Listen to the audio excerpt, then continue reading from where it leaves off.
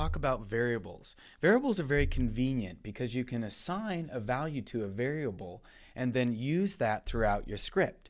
And you'll also find times that you have to wrap up things in variables in order to pass them into certain functions or commands.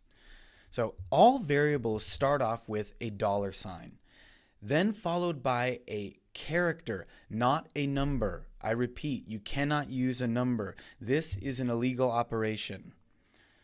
You cannot do one apple. You can do apple 1 equals something, but you cannot have the dollar sign followed by a number. A very common mistake people make.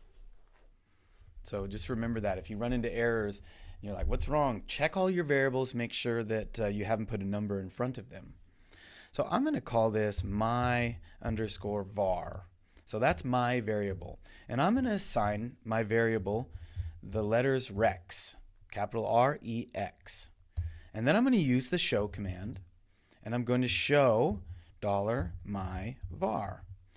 Basically what that's going to do is it's going to hold this value rex up in memory wherever it does that, and then it's going to take that and show it. So when I execute that, it's going to show rex. Now what's great about this is if I have to continually use rex, I can just put in $var wherever I want rex, and I can replace that later by just setting the new value here. So I'll put in Philip here, and now when I execute that, that changes to Philip. That means that I only have to change it in one place. Very convenient thing to do. And you can use variables, across buttons. So you can make another button's output a variable, which is something interesting that we'll do later on in the advanced screencasts